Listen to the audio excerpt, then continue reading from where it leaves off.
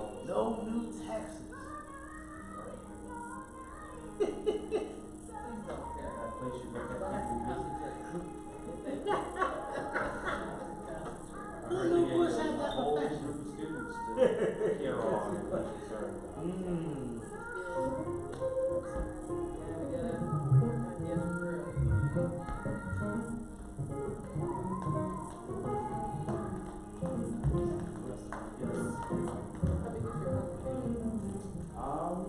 Well, that's an interesting question.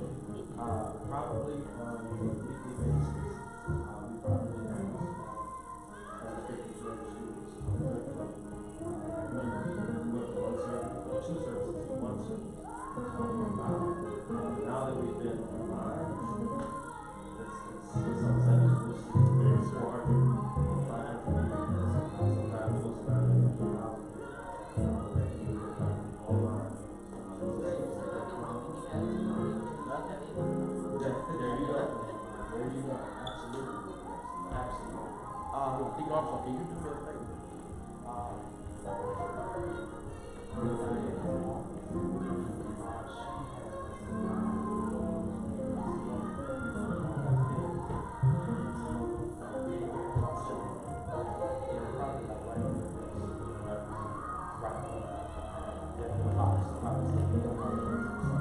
Yeah, my man. Right? Yeah. How did you do? I beat your people. Say that's all that matters. That's all that matters. I'll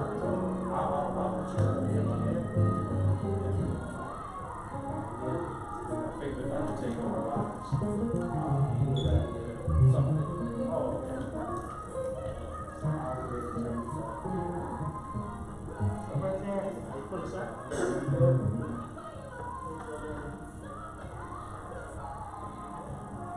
Will you be sitting there? The entire time. Just so I can mess with you. That's my assignment.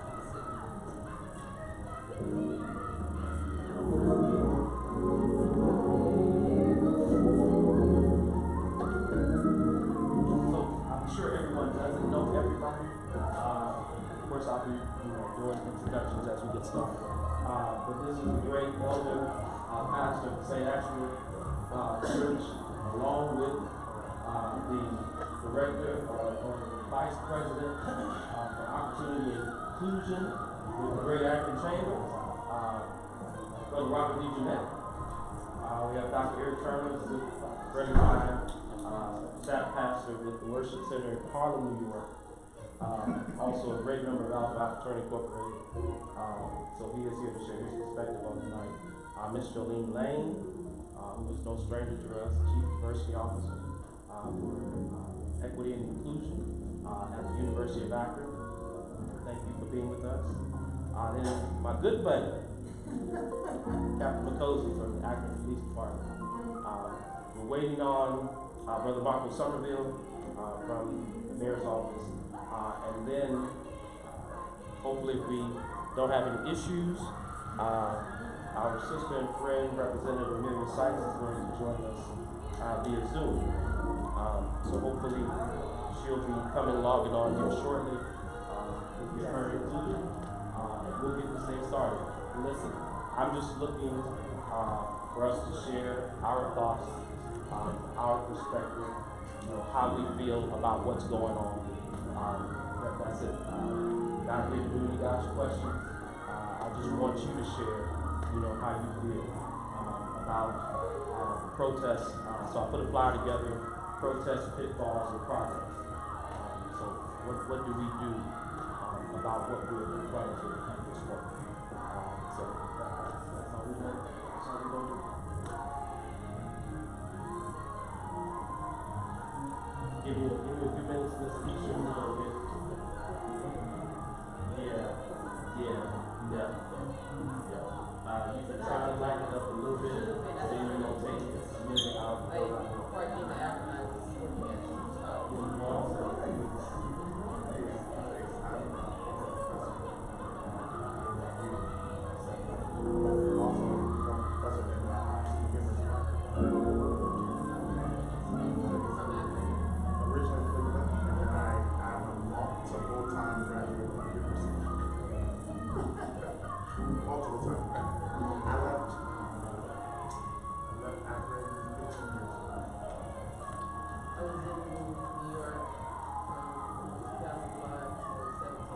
2005 also. Oh, yeah, I attended that, so. Oh, yes. In Harlem, yes. Yeah, I lived in Harlem. Lived in Hampton Heights. And also Hampton Heights for a little while, and then lived in Morningside. Fight. My first apartment was on Compton Avenue on 36. And so I fell in love with Harlem at that time. So I had to stay in Harlem. I lived in that exact same area of Hampton Terrace. Really? I know. Nice. Yeah, I love Pastor West. And community services. Any chances of getting you back to New York, or this is more so permanent for you? Well, now sometimes you're gonna. That is true. You're not even. Exactly. That's why I'm trying to get you there. I wanted to sit her ahead. Let me know how it works out. Anyone want a pen, notebook, take some notes, jot some things down?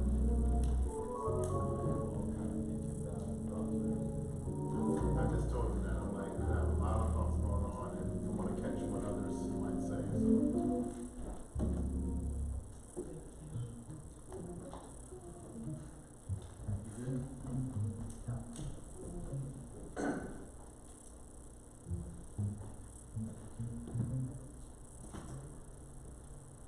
Just check here one more time. Oh, there she is.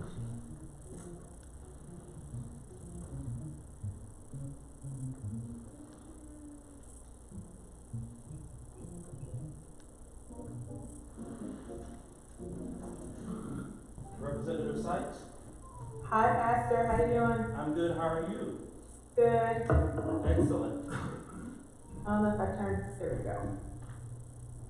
There she is. Aha, there you are. All right. So we agree with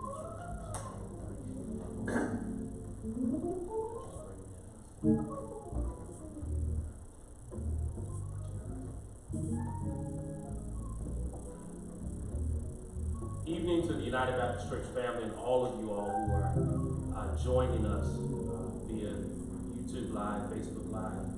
Family, we pray that all is well with you and your families, even during this time of unrest.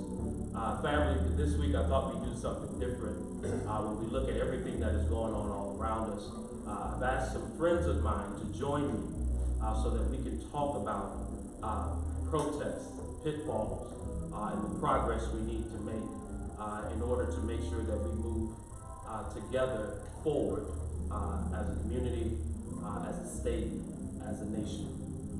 So joining us on this evening is first of all Leader Amelia Strong Sykes. You can see her there via Zoom. Of course, the minority leader of the Ohio House of Representatives.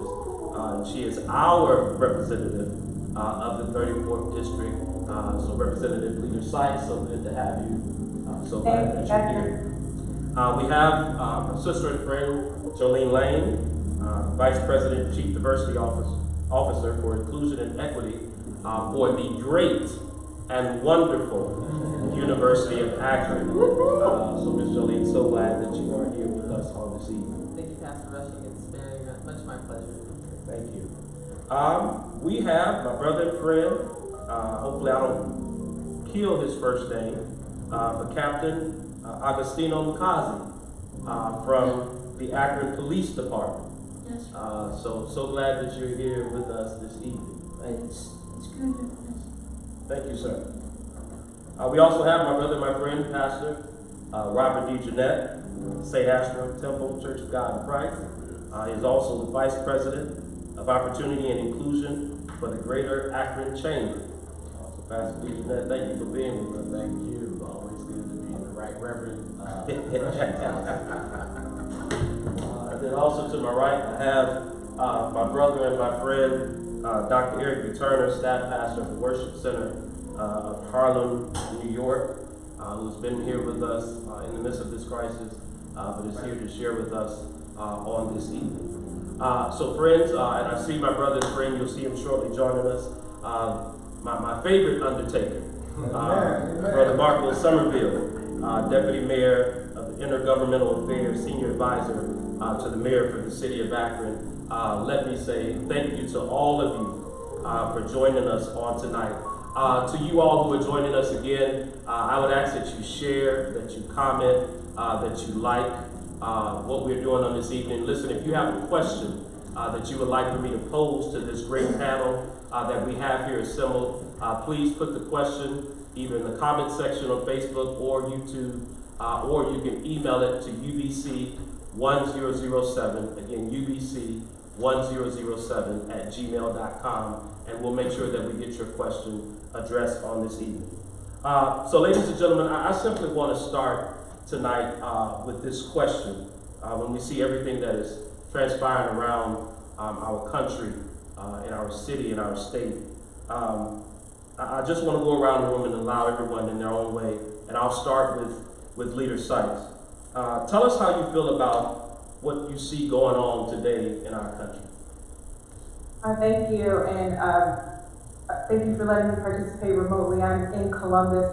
We have session tomorrow. I had committee today, and I will share just a little bit from this morning. We had a committee meeting, and we had this bill that has been opposed by law enforcement.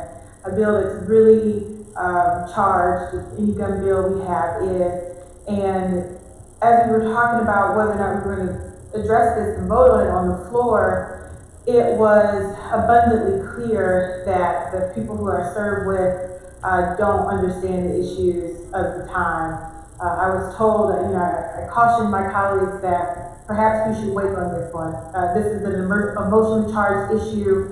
We know what happened when we get these bills on the floor. We have protesters on the State House lawn. The windows are bust out from protesters breaking into the State House earlier this week in Columbus. Perhaps this is just not the time. And the response I received was, well, it is the time. We've had enough hearings about it. We've talked about it. This goes to the criminal justice things that you've been discussing. And it was disappointing, not shocking, but to answer your question a bit more directly, I think what it tells me and it told me about the state of where we are is we are at a place of complete misunderstanding. And unfortunately, it doesn't feel like everyone or anyone is really willing to put our guards down and listen. Certainly, there are people who want to, but the desire to fight is so strong and so entrenched, and it has permeated the State House and the work that I do for a long time. The tensions are at an all-time high. It is very uncomfortable being there, and I know that for people in the community, they're feeling just as much tension and a little bit of fear, maybe a lot of fear. So I'm concerned about what's next. I'm concerned about some of our leadership because it doesn't seem to be very sensitive right now. We're seeing the worst of politics. In the State House, we would like to say that we were a little less dysfunctional than Congress, but I unfortunately don't feel that we are able to even make that claim anymore. So I am hopeful, I remain hopeful, I'm always hopeful that we can get to a better place, but there is a lot of hurt and a lot of people who have gone to their corners, picked their sides, and they're going to fight those battles out. And I don't think that's a place for us to get, especially if we're trying to feel forward. Ms. Jolene Lang. Good evening, everyone. I think that we are in a time when everyone is in a very, very strained emotional state. I think that there are so many different ways right now that our community is being taxed, and everything from the disproportionate impact of the coronavirus on the African American community that has people truly in a space that they're losing loved ones, they're hearing about their loved ones losing loved ones. I spoke to someone yesterday who's a colleague, and he was saying that within the members of his family, they knew 35 different people who had passed away from the virus in the last month or so. So, that is the kind of disproportionate impact that is not affecting many other groups. And so when you start with that as your backdrop, and then you take the difficulty of social distancing for a very social group. We are a people who are very accustomed to worshiping together, communing together. We're entering the summer, and people are used to going to parks and used to doing many, many things that are very social. And so when you take that away on top of the loss, and then you impact that with this very heightened, strained racial tension that's happening in the world, where people are feeling fearful of, their sons, their husbands, their nephews, their grandchildren, just walking down the street and feeling that there is the potential loss of, the potential for a loss of life for doing nothing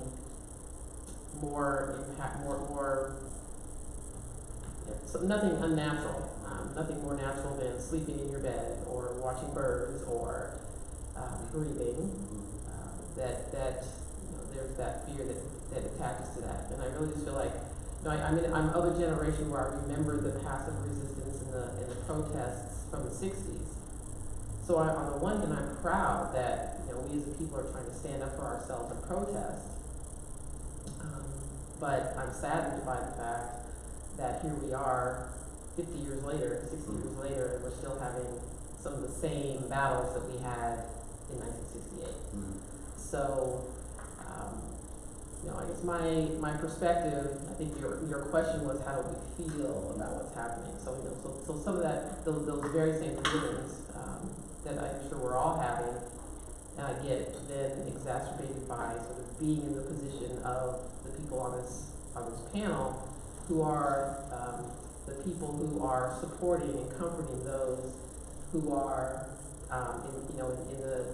in the tough situations. So we just really want to. I just feel like I want to reach out and comfort others. Say to everyone out there to comfort each other. We need to find the ways to be our best selves. I think that we in Akron have not been in the circumstances of the worst of what the protests are bringing, and I'm proud of that fact. I implore people not to destroy property and do the things that are the negative side of that, but to stand up for what we think is right, and that is the way that we'll make progress and move forward. And so that we are clear again, we're in a safe space, we're in the church. I want us to be honest. I want us to share. This is not about attacking each other, but I want us to have an honest, real discussion. So, Captain Cozy, I'm going to jump over to you again. Tell us, how do you feel about what you see going on in our city, our state, and our country today? I think it's disappointing on a lot of levels. I think that any of us that watched that video, it's unimaginable. It really is. It's just not the way you treat another human being. And no matter how you look at it, regardless of who it was, it's just not the way we do things. It's not the way you're trained to do things. It's not the way you learn to do things. It's just not right. So for a lot of us, we're appalled by that. And then comes the reaction to that. And we find ourselves right in the middle of it, unfortunately. And we have a duty and obligation to do a lot of different things. One of those is to protect people and protect their right to express themselves in a protest. And you've seen it across the country. There's countless pictures and videos of police officers marching with the protesters, taking pictures, praying with them, and that speaks more for what we are about as a group than what you saw in that 8 or 10 minute video. And certainly it's much more in line with what the Athens Police Department is about. And then, with the protest, people have that right, and we're here to protect that right for people to express themselves, for people to make their voices heard. And it becomes difficult when it becomes violent. We are then again stuck in the middle, because while we absolutely are there to support and defend someone's right to voice their opinion, when things get broken, when you start fires, when you start hurting other people, we have to step in. We have no choice. Because we have that same obligation to those people that are getting hurt to protect them. So these types of situations put us in a very difficult place. Stuck in the middle. But we will continue to do our jobs the way we're supposed to do them. And I think the difference between maybe here and other places in the country is we have developed a pretty strong relationship with the community over the years. And it's not something we just started to do this week, or last week, or last month, but it's been going on for 10 years, 20 years we've been working on this. Still a work in progress. There's plenty of imperfections we can learn to get better at. But we've always been willing to stand up and say what was right, and do the right thing for the community, and make them the focus of what we do. And we'll continue to do that. Brother, if we can just make sure we speak into our mic so, everyone watching can hear us. Our brother Summerfield, tell us, how do you feel about what you see, what's going on today? Well, I'm very concerned about what I see, and very concerned that America has not dealt with this issue with relationship between the police and the community. And I know here we've tried to do a number of things to try to bridge that gap, and it's very difficult. I remember when this first happened, I called the chief up, and I said, Chief, I hope that you're going to be talking to policemen as they go out today, and encourage them that they're going to hear a lot of people that are angry. A lot of good people that don't have criminal backgrounds, good church-going folks, good people in the community who are just fed up with these kind of things that they're seeing. And they feel helpless. They don't know exactly what to do to stop it. And I hope that you guys will be a little bit more understanding, because you're going to catch it today. The other thing that I see too is I see a number of young people who have stepped forward and are voicing their opinion. Now, a lot of times young people really don't understand everything, and as I was talking to some young people this weekend, that they were talking about the police and how terrible the police were. But when I said, listen, why don't you become a policeman? Why don't you become part of the problem? Oh, I don't want to be no policeman. I said, well, why don't you become a city councilman or run for office and make a difference that way? I don't want to do that either. But in order to affect change, you have to be involved, and you have to put some skin in the game. And just marching is just not going to do it. I've been around longer than probably everybody up here, probably. Thank God for that. and I've worked and marched so many times for people who've lost their lives here and other places across this country. Let's just be honest about this. This is a problem that the black community cannot solve itself. We can't solve this problem ourselves. The only way this problem is actually going to get solved, if white America understands and says, listen, enough is enough. And I'm getting that feeling that from the groups of people protesting across the country, I'm getting that feeling here locally that they see our plight and understand that they have to step up to the plate and say, enough is enough.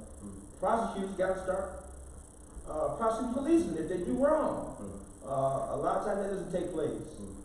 Prosecutors don't like to prosecute policemen. They just don't like to do it.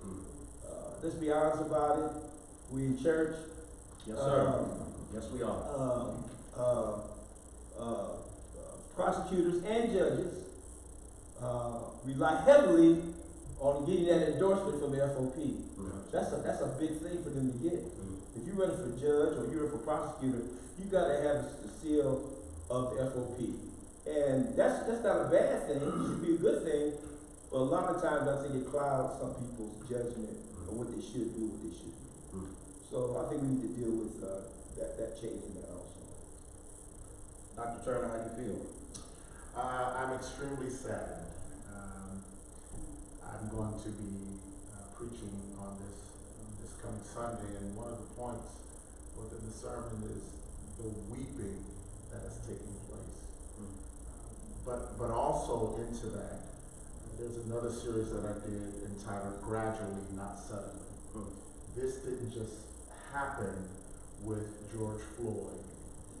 This didn't just break all of a sudden. This is something that has been brewing, and it's something that we have glossed over for quite a long time. And I believe that what we're seeing is the manifestation of a place of pain. As my sister said earlier, we cannot isolate what we're seeing on our news channels to only what took place 2 Mondays ago. We have to couple into that we're in the midst of a pandemic, and people are hurting, and people are in need, and people are suffering. Couple all that together with this situation that we've seen numerous times before. I just believe that this was, if you will, the proverbial the last straw, the straw that broke the camel's back. I'm more so here today. I'll leave the pastoral things to you all, but more so here to deal with the psychological aspects. And the first thing that I wrote is that we're Hold on to that for me. Just deal with how you feel. Or how I feel. Yeah, I'm saddened, and in short, I'm truly saddened, and but yet hopeful. Pastor Elder Bishop Lejeanette. Well, I have a lot of feelings, you know, and I'm really experiencing those feelings during this time. I feel that this is a time of unrest, this is a time of anger, this is a time of frustration, this is a time of really for the church. I think this is a time for the church to shine. I really do, because I believe that a lot of what's going on is for us to be, especially the church, to be the church, right? Not a building, but that body of believers that come together and try to figure this thing out. I feel that this is a time where there's a generation behind us that we're not understanding, right?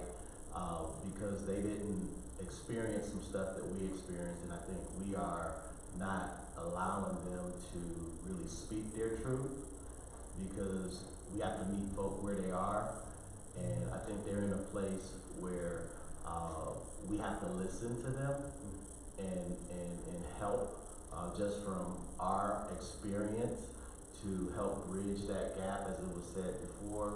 I feel this is a time for each individual, every individual, but particularly the black folk, to take inventory just of ourselves and what do we need to do individually. You know, I'm taking inventory of myself because I'm finding out more about me during this time, that buttons have been pushed that hadn't been pushed before. So, you know, especially for us up on this stage, we have a responsibility, and we all are accountable to God for making use of that responsibility. And it's a time for us to speak our truth, not speak through our pain, not speak through our emotions, but really speak our truth. And that, for me, it's to how do I use where I am, the position I've been blessed to have, to really speak my unadulterated truth to those who don't look like me, who I'm around on a daily basis, that, you know, sometimes I I let things go, but it's time out for that because I'm tired. I feel tired. I feel like most of us that it's unbelievable that we're experiencing this in 2020. So it's time for us to do something different if we're gonna really see an effect and impact change. Thank you all for being open and honest and for sharing exactly how you feel. So I got a couple questions I'm gonna jump around on real quick. I just need my audio visual people. Please don't let my laptop on the stage go into sleep mode because I don't want to lose Representative Sykes.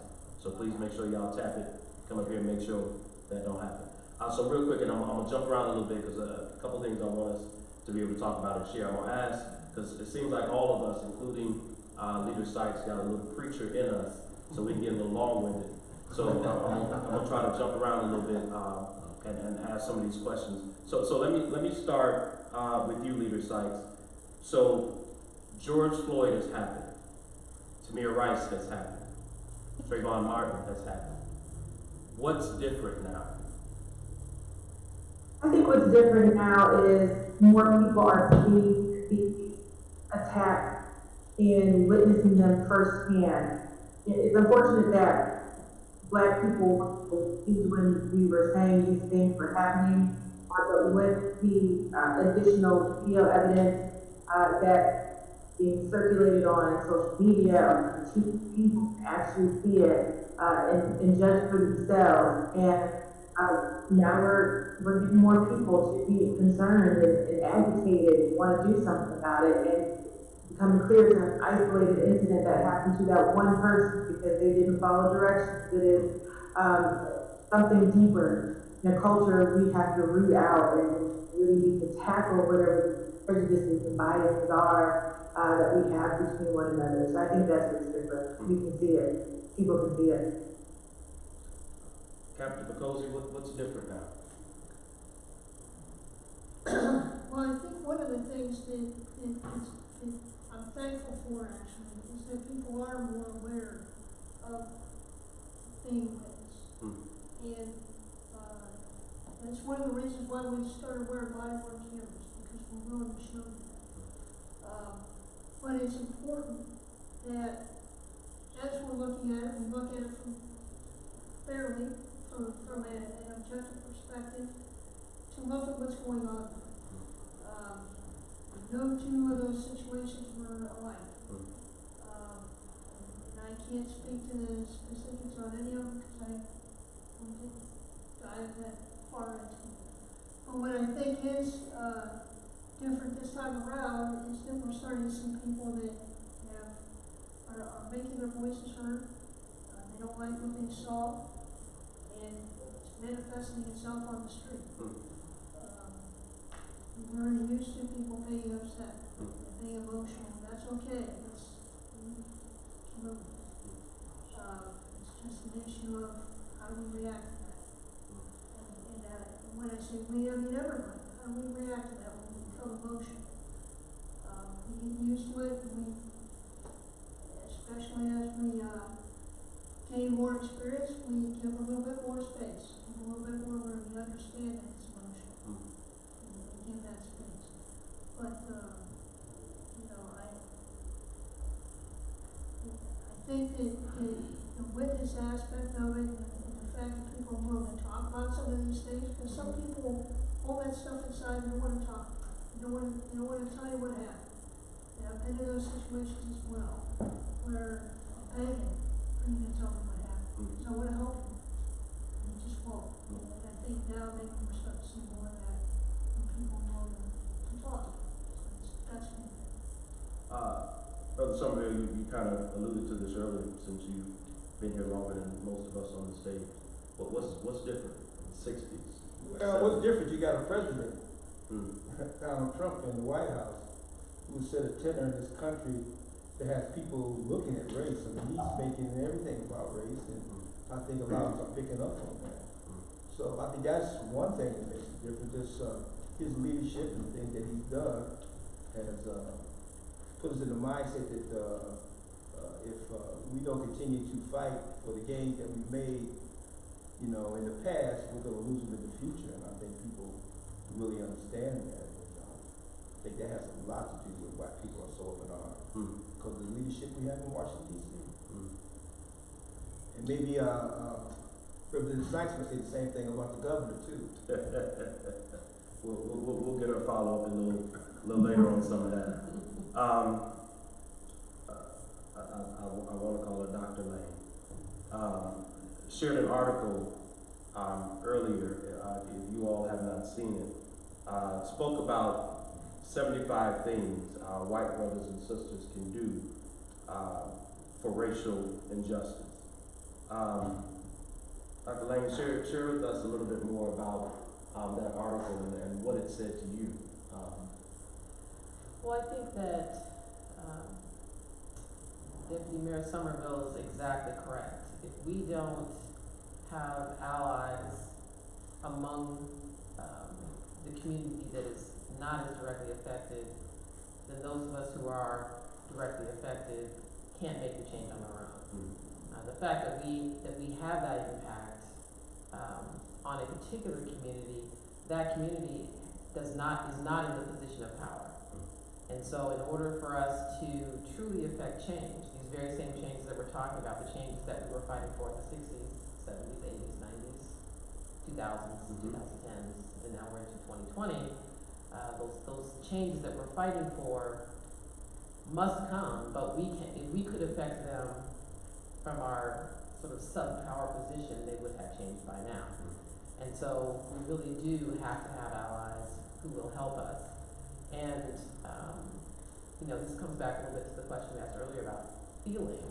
I actually do feel hope. I sent an email to our entire university community and gotten a lot of wonderful responses from members of our community in power, in positions of power, who are white, who are really doing, either offering to do anything they can do, or figuring out what they can do and hoping that that has some great impact. So that really does give me a sense of hope. Reverend Dr. Turner and I were in New York during the Eric Garner situation, and that was one of, that was an incredibly disappointing to hear about the situation with George Floyd, because it really was making the same mistake again. It was a repetition with the same words being spoken. I can't breathe. How are we here?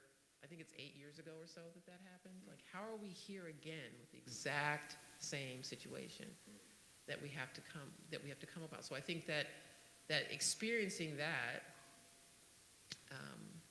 and the impact of that, when that should be behind us, is very difficult. We really are going to have individuals who are in a greater position of power to help us make change. Let me jump over to Elder DeJohnette to piggyback on that. Again, what can our white brothers and sisters do? And do you think it'll help? Do you think it'll be effective? Are they necessary as part of this change? Yeah, very necessary. I call it the golden rule. He who has the gold rules, right? And right now, white America has the gold. So their voice is heard totally different than ours. And to Brother Somerville and Sister Lane's point, that's what's the difference in this, is that the people with privilege, white people with privilege, are speaking up and standing up. They are the ones who are at the table when the policies are made. They are the ones who could stop systemic racism and structural racism when it comes to policies. So that's what it's going to take, and it is very necessary for white America to speak up and stand up. Let me real quick jump to, since we're here in the church, I want to pose this to my other two pastors on the panel. What about these events, and what have they done to our psychological and emotional state or soul of this very country? I'll start with you, Dr. Turner. I believe that these events again. As I stated earlier, I believe that the George Floyd situation was just the final straw for many of us, but it has abrupted feelings of fear, of frustration, and yes, helplessness for many Americans and people around the world. And that is, again, the difference. You have people that have been brewing within their homes, watching systematic failure take place, watching COVID-19 just ravish our families, our friends. And so you have to couple all of that together. I really don't believe that we can look at this separately. But when you're looking at that, also a major difference is with these uprisings. I'm not hearing, and I'm not saying that it's not coming from, but I'm not hearing, and I was not here in the 60s, and any of those that took place in the 70s weren't here to experience that. But a major difference that I am sensing is that those of the 60s, those of the civil rights era, the galvanization, the words of instructions, that came from the pulpit. And I'm not necessarily sensing that today. I'm not saying that I've been in every church to hear every pastor and to hear what the message that is being sent out, but I'm not hearing from our spiritual leaders in regards to, I believe the first time I heard, this is just me, the first time I heard a voice from a spiritual leader within this from our news carriers came after the president went in front of the church for a photo op. And I guess I've been looking for, which I'm sure a lot of other people are, who is that voice now? Who is that voice that is drawing us together spiritually and saying, before we protest, we need to pray? Who is that person that's pulling us together to say, before we march, we need to make sure that our motive and our methods are correct in our moving out? And so that's the question that I know I'm answering a question with a question. That's the question that I'm really seeking, and I know that we are speaking to our individual congregations, but are we also tapping into those that are what I call our foot soldiers, those that are out there in the protesting? Are we making connections with them to make sure that they're mental, emotional, and spiritually moving under the right motives and not under a place of fear and anger? Pastor Jeanette, what do? We got members, some want to fight, some want to pray, some are angry, some trying to figure out what to do. How do we deal with that? What do we say to them? For us, we lead by example. That's the first thing we do, because this is really revealing. A lot of things are being revealed on how saved are we when it comes to the anger, and what are we doing with that anger?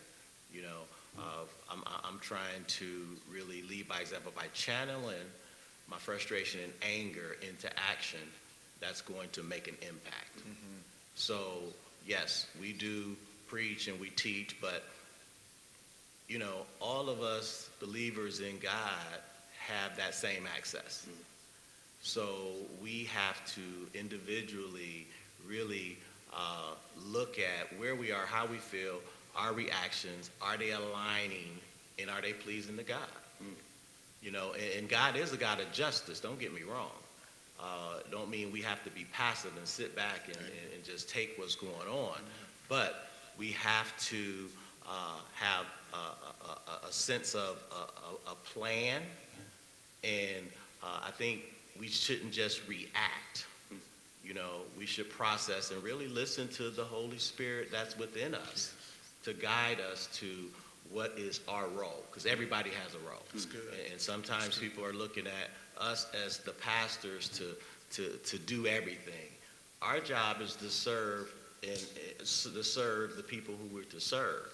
The congregation is supposed to help be extended arms of that church. So, and we're human too, and we experience feelings as well. And we don't have all the answers. You know, yes, we're spiritual leaders, but we're still searching ourselves, God, to direct us, because none of us have a playbook on this. So we have to really listen to God's Spirit. Recently, and Leader Sykes, I'm coming to you. Recently, you shared in a recent message to constituents, and you can let yourself and your writers know that your pastor reads everything they put out. But recently, you sent out a message, and I quote, that said, "Racism is real. It's the biggest health crisis the citizens of this state face." So Leader Sykes, I mean, we've had President Obama, we've had a black man in office. How do we address what you shared, and how do we change that? So we, the black people, can't. And I think we've heard it a couple times already. I go on to say that in that correspondence that we've been protesting, we've been kneeling, we've been writing letters, we've been organizing, we've been voting, we've been sending emails, making phone calls on this issue and others. And until the people who benefit the most from these racist systems decide it's not good, if it's not good enough for them, it's not good enough for us, we will never see change. And it has been, from what I've seen, for folks who are sincere, I see the hurt in their eyes when they see the hurt in ours, and recognize, and they recognize and have to face the fact that they've been benefiting from our pain, our blood, our sweat, and our tears, just because 400 years ago, when the nation was founded, it was founded on the backs of slavery and subordinate people and a belief that some are better than others just on the basis of their skin color. And just because we elected President Obama, we didn't make it past racism, not even close. And so as more people come to that realization, we can get those allies, and they can start to dismantle the systems that they created and they maintain. Until then, we can't do it. And I've told everyone who I've come in contact with, this is not my job to do. This is your job. Now, you're not going to put this on me or anyone else who looks like me, because this is your fault. And I'm sorry this is uncomfortable, but it is no more uncomfortable than it is to experience racism on a daily basis.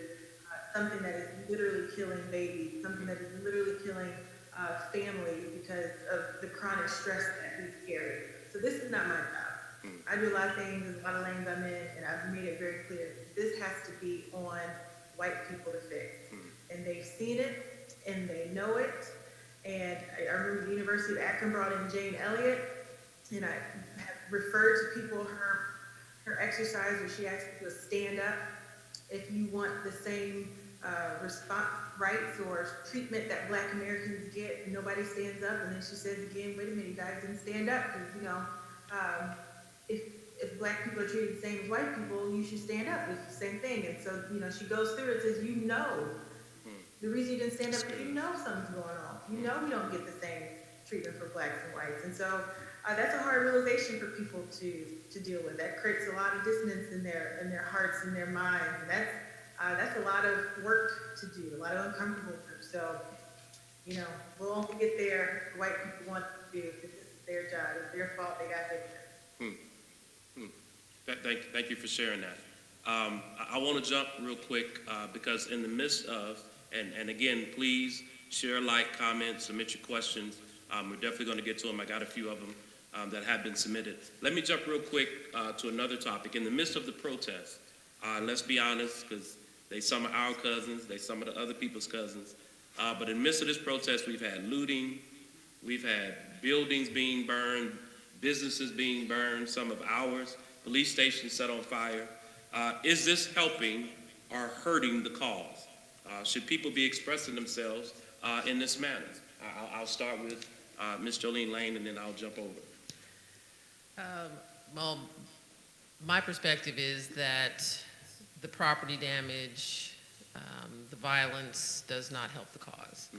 I think that, you know, if we look at the legacy of nonviolent protest that really from the 50s and 60s brought us leaps and bounds. I mean, we have a long way to go, but a lot was accomplished by Martin Luther King and those individuals working alongside him to reinforce this notion of nonviolent protest. And the protest is right.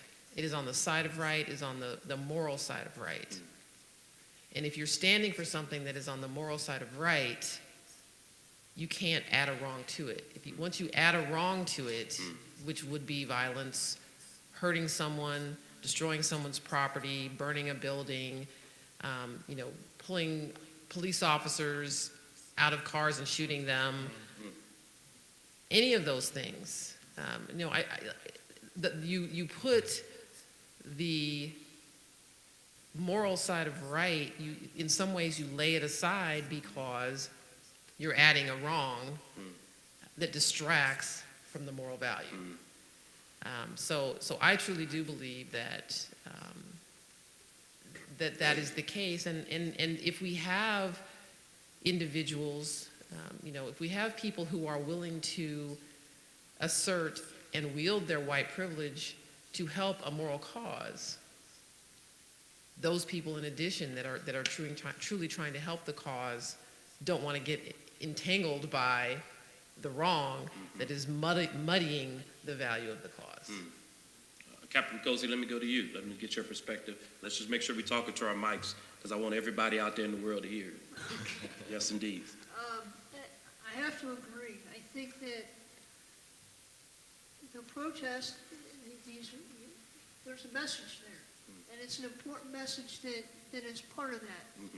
And we witnessed that on Sunday up in Hardesty Park, where people made their voices heard. They didn't interfere with people, they didn't break anything, they didn't hurt anybody, and they got their message out, and it was a nice thing to see. As soon as things start getting broken, as soon as things start getting violent, the point is lost.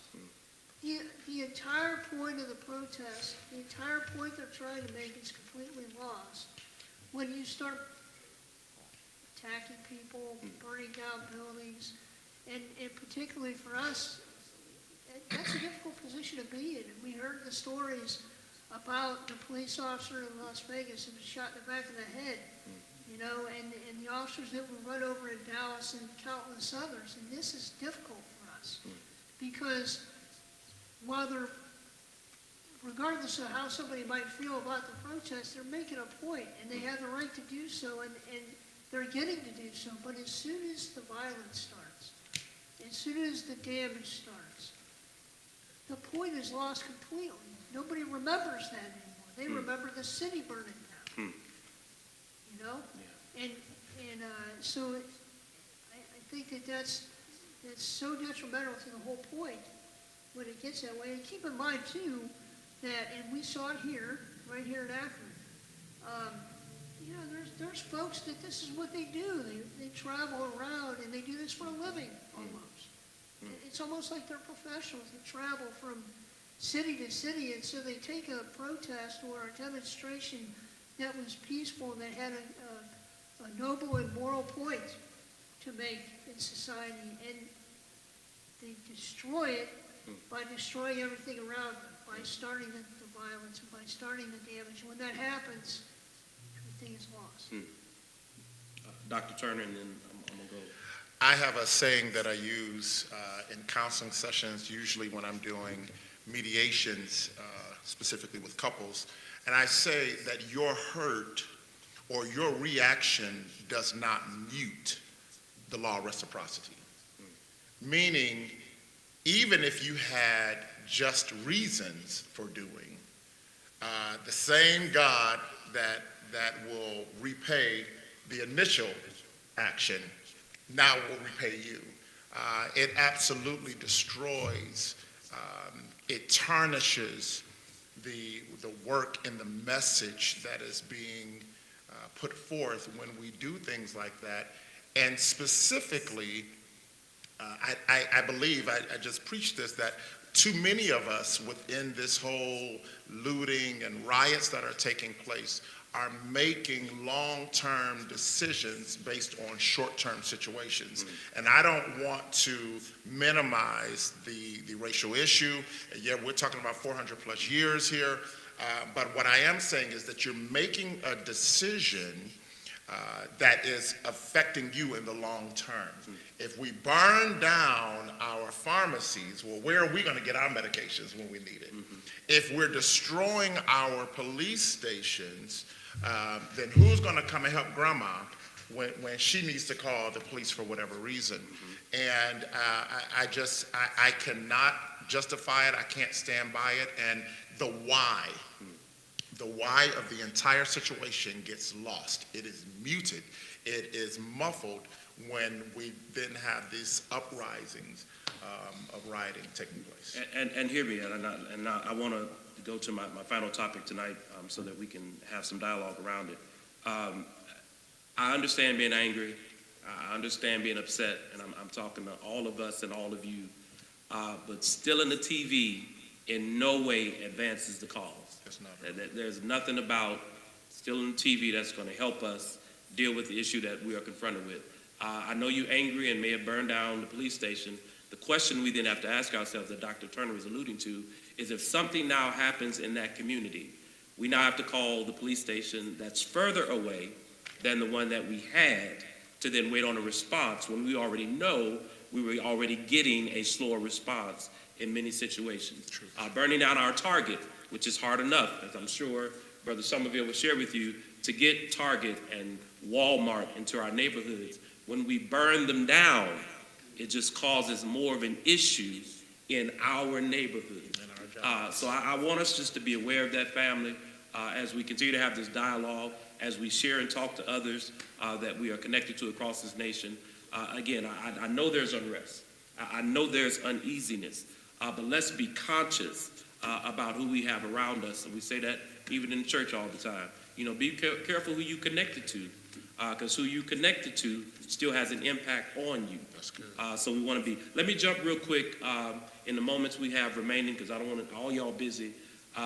Progress. We've talked about the protests. We talked a little bit about the pitfalls. Progress, and I'm going to lean on my legislators and those who work close to that. One of the questions that we received, and I'll start with you, Representative Sykes. The first step we always see is marching. But then what comes next? What actions can we take as a community?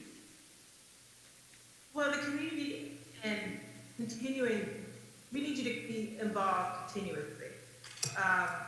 You know, the marches are great, and I'm glad people are bringing attention to this issue, but in a month, where will you be? Will you still be writing letters to me? Will you still be calling me? Will you still be reaching out to my colleagues and saying we're not happy with what's going on? Keeping up the energy for longer than a couple of weeks is paramount. There is clear strategy in the folks who I work with, because they know in a couple of weeks we'll forget about it and then go back on to doing what they had been doing, and they're just going to wait you out. They do it all the time. They slipped up and say it every once in a while when they get a little too comfortable. And so they are depending on people in the community to forget about this, and then November will come. Everyone would have forgotten. People who make these decisions will be in place and know for you and your needs as much as you want to. I'll pull up real quickly because I don't want to mess it up.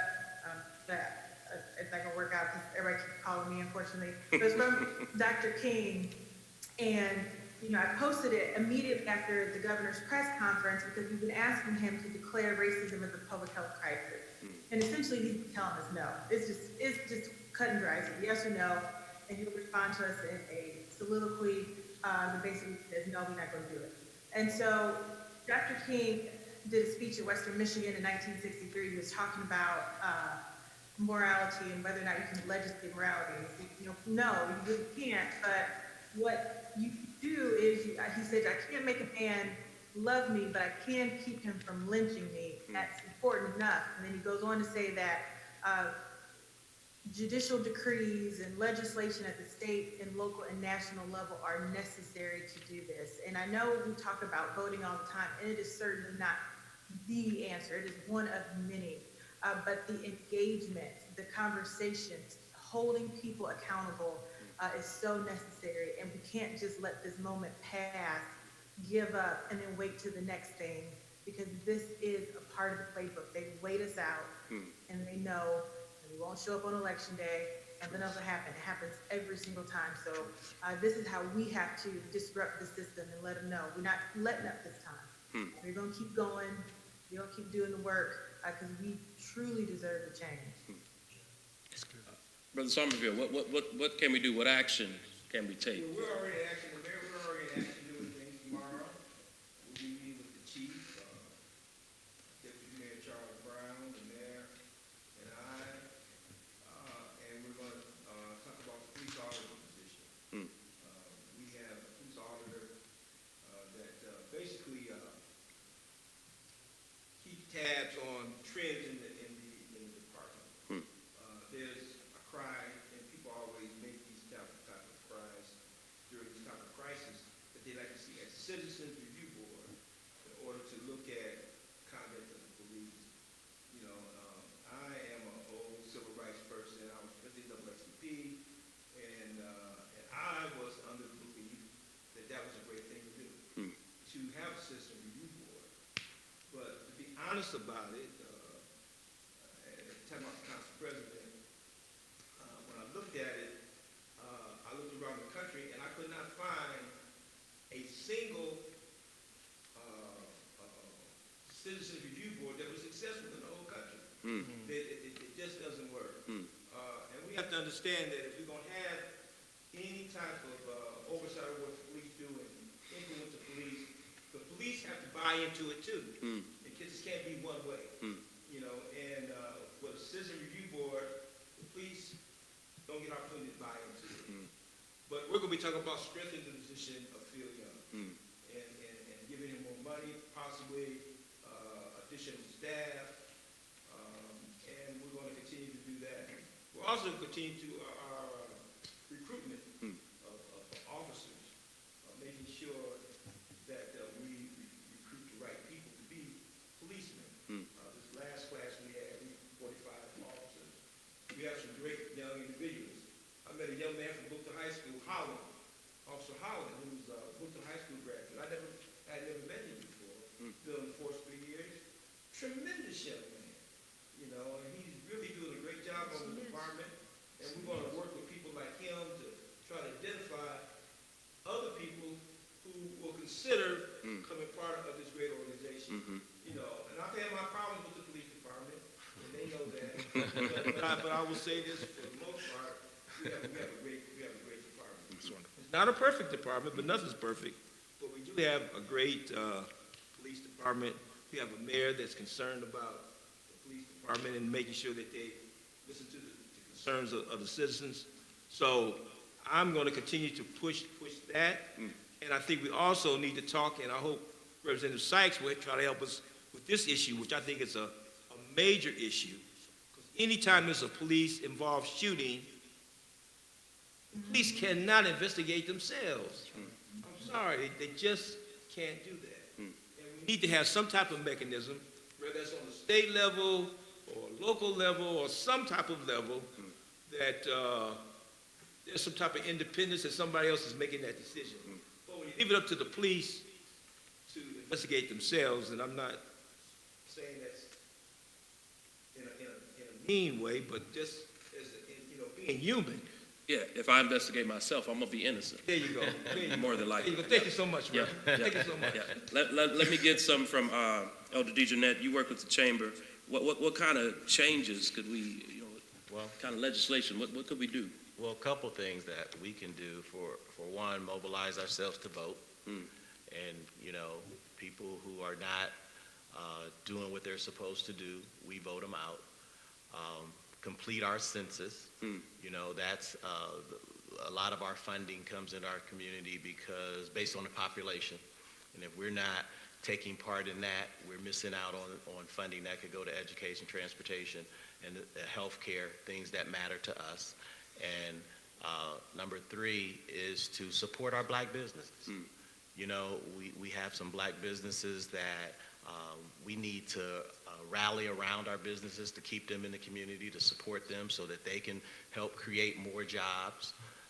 And how many of us really think intentionally and deliberately about supporting our black businesses? And you know, since I'm in the economic development arena now, it's ever more prevalent, and it's evident that we need that support.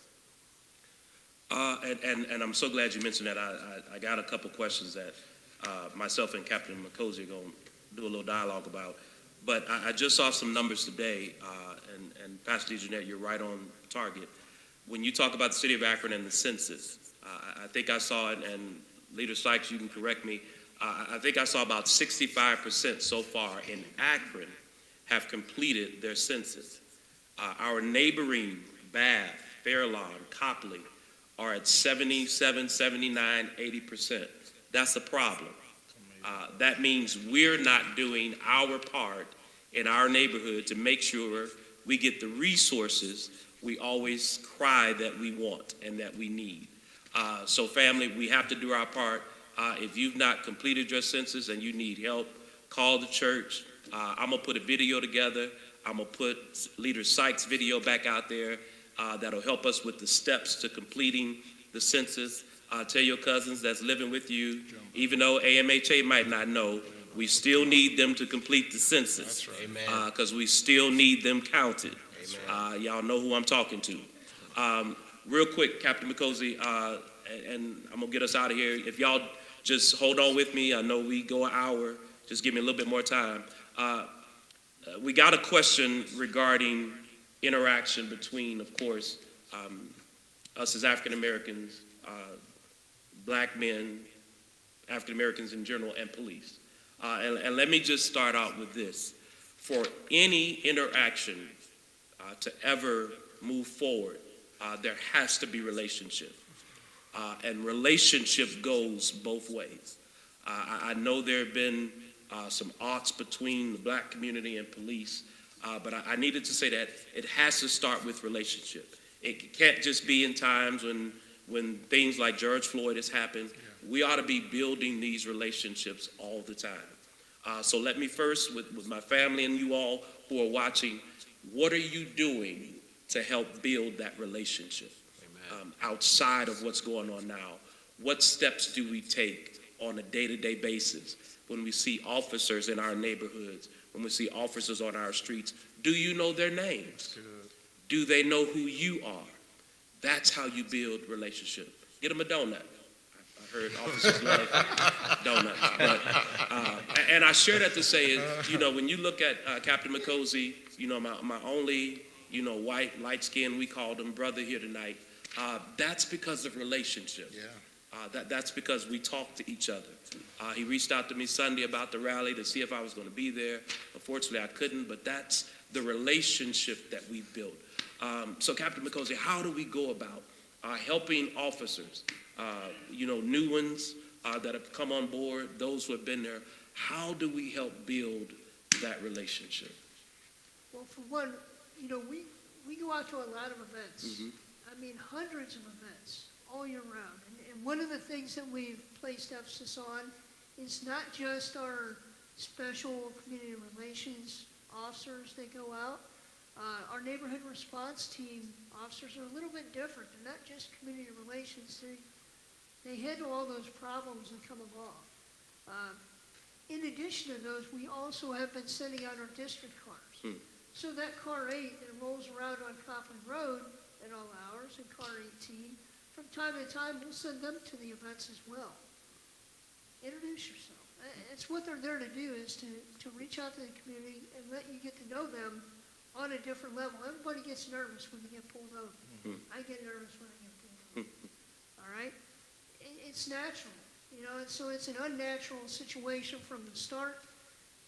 And one of the things that we work on, especially in the academy, I'm glad he mentioned the academy, because I kind of oversee part of that. And that was part of it was, okay, the reason you're stopping them is they're speeding. But why are you really stopping them? The real reason is you're trying to keep people safe. When they're driving too fast, when they're being reckless, they're a danger to other people around them. Stop them, slow them down, talk to them for a minute. Maybe we can get them to slow down and not do that anymore. Because what we're really here to do is enhance the quality of life here, right? It's in our mission statement, but we're here to make the neighborhood safer. We're here to make it a better community. That's what we're really here to do. So there's a legal reason for it, but the real reason is we're trying to make the place a little bit better, just today, right? Do it 1% at a time. So there's that. And the other thing that I talked to a lot of groups earlier this year, well, I guess it was last year now, was in our recruiting push, and I'll be honest with you, I'm recruiting all the time. Even though we're not taking applications, we're not giving a test just yet. But you know what, the best police officers that you're going to find are the people that you know right now that might not have even thought about it. And I want you to go ask them and say, hey, you know, have you ever thought about it? He mentioned it. They went, okay, well, keep trying. Yeah. Keep trying. That's good. I had a police officer that asked me whether I would take a police test no less than every single week for a year. And finally said, all right, I'll put my name down. It's not automatic. It's not something that we necessarily all grow up wanting to be, right? Especially the folks that you were talking about. They don't want to be a part of the police department. They're worried about the police department. But this is your chance to make it better. That's right. Right? It almost sounds like church. We continually go after people to continually put Christ in front of them over and over again. And we need them. Yep. We need you. Yeah. Talk to me a little bit about the training, because that's the second half of this question. What kind of training, goes forth with those encounters and interactions? We try to stay ahead of things, and we've been doing that for years, especially with our in-service training with our regular officers that are already here. We talk about procedural justice and police legitimacy. We've had those courses more than once. Hundreds of sessions that we put our officers through to try to make things better, right? Because you're not, the more we do it, the better we get at it. As a part of our training, that was part of it. The mission statement that we're here to enhance quality of life for everybody. And it's not just by enforcing the law and putting handcuffs on people. And you and I have talked before, handcuffs solve very few problems. No, they're a temporary solution to a situation, but they solve very few problems. So that's what we teach them. There's a lot of different ways that we go about doing our job. And it's about having respect for people. It's about fairness and honesty and integrity and competence. These are things that that's what we're about. These are our values. And we weave that in every single course of instruction within the academy for 6 months. And then we take it a step further after we're done with the Ohio level, because they're very strict about exactly what you have to teach. Then we weave that in, and we have 5 weeks of just Akron. This is what it's like here in Akron. This is what people expect of you. The state standard, here's what it is here. Here's what we expect. And you will be honest. And you will be the one that steps in. And it doesn't matter whether it's your first day or you're a 25-year veteran. If you see something that's not right, you're going to step in, and we're going to hold you accountable to do that. I thank you. I appreciate that. And again, I agree for all of people in our community. Why not be an officer? To protect the very community in which you live in, that you've grown up in. An opportunity becomes available. Why are we not a part of that?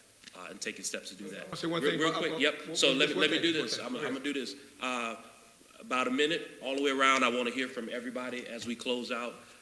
Share your final thoughts. I'll leave Leader Sykes last to share her thoughts. I'm going to kick off with you, Brother Summerfield. That's one of the things Yep. that the police officer does. He looks at trends in the community. Let's say his complaint, guy gets stopped. Talking that mic so the people hear you, man. Guy stop a cop, and a cop stops a person, and simple traffic stop, but it escalates into something else. So there's something that needs to be done in the training. So that information is relayed to people in the training division to do something about it. But one of the beautiful things I saw last year, and I'm going to continue to talk to the chief tomorrow when I meet with him again, is to encourage police officers and the fire department too. When you see these little kids have a little lemonade stand, or they're selling pop or water or whatever, it means so much if policemen would just stop and say, hey, let me buy a bottle of that water. That goes so far to let them know that, first of all, you're human. You're not out to hurt them. You're out here to help them, and they're part of the community. So we want to encourage the police and the fire department to do more of that. So I'm gonna give you your final thought. If you had an opportunity to share one thing with the people, give them your final thought for tonight, Brother Somerville and then Captain McCosey. Don't give up. Don't give up. We're not going to give up. We're going to keep pushing forward. We're going to keep making a difference. Encourage people to be more become police officers, be more involved in the community, and understand that together we can deal with this. Captain McCosey. I want to thank you for having me first. And yes, the way to do this is to get involved. Get involved and be a part of that solution that you're seeking. And I do hope that we do get a little bit of reprieve from this and we can move on and start to make that progress and get through it. Dr. Lang? Here we have this unfortunate sociological thing that happens in our community where if one black person does something, it's easily extrapolated to the entire community. We are, in many ways, in society, not allowed to be individuals. And that has a positive and a negative, right? On the one hand, if one person does something, the rest of us have to live down whatever that thing is. Truth. And if one person does something great, the rest of us are not necessarily allowed to live up to that because of the way we stereotype. So I guess my closing thought is, be a representative. Represent all of us by doing the right things. And embrace those those white individuals, those people who are our allies, who do see us as individuals and not as stereotypes. Dr. Turner? 1 minute counseling session. So first, to pull the flame down, in my opinion, I was writing this while Pastor DeJeanette was talking. There has to be an acknowledgement. We have to acknowledge or make peace with our own trauma, our own microaggression, our own oppression that we have personally endured in our lifetime. So there has to be an acknowledgement. C is confront. We have to confront the anti-rhetoric that we've been spoon-fed throughout our lifetime. And then I'll just put a T on it so you can remember act. Acknowledge, confront, and then the T is there are different ways that we all have been assigned to be a part of the solution. I call it fighting from hubris. There's not just one way. Everyone is not going to be a foot soldier out there.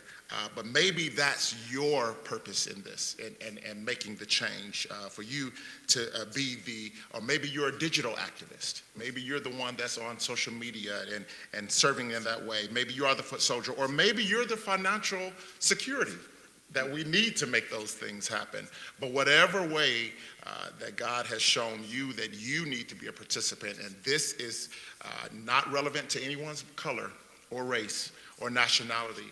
However, you have been led to be a part of this solution, find that lane and drive it, gas to the floor, until we're all free. We're all at a place of being one, as Christ has prayed for us in the book of John. Pastor DeJeanette? My final thought is for everyone. This is your Bible study, right? So let's be the church. Let's do what 2 Chronicles 7:14 says. If my people who are called by my name would humble themselves and pray, seek his face, turn from our wicked ways, then he'll hear from heaven, he'll forgive our sins, he'll heal the land. So let's be about our Father's business, and let's reflect him in everything we do. Leader Sykes? I'll say two quick things. One, similar to what Dr. Turner said, please keep up the energy. And you may not be the person who's protesting. You may be the person who writes the letters. You may be registering people to vote. You may be praying for someone. Whatever it is that you do well, it is valuable, it is needed, and we thank you for it. Don't let anyone tell you what you're doing isn't good enough. If you're doing something, anybody can do anything. Whatever you can do, please do it. The second thing I would say is take care of yourself. People are emotionally raw, tired, exhausted, feeling overwhelmed, helpless, hopeless, all of these negative feelings. But I do hope people can find the time to take care of themselves, love on themselves a little bit more, so these negative emotions don't pour out in destructive ways. We don't need a lot of hurt people hurting other people. So I care about all of you. I want everyone to be well, but we all need to make sure we love on ourselves a little bit more. I want to thank all of my friends for joining us this evening. It is good to have friends in high places that you can call on to come and share. Listen, family, I charge and challenge you, first of all, to keep the dialogue and the discussion going with all of your friends across all races. Let's keep this dialogue. This is how we bring forth change, and all of us have to play a part in this. I'll leave you with two things. Christ told us two commands. First, love God with all your heart, all your soul, all your being.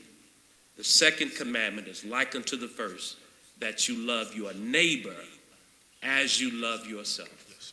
And you do not get to pick and choose who your neighbor is. If we take upon that standard, if we view our neighbors the same way we view ourselves, we can bring about the change we need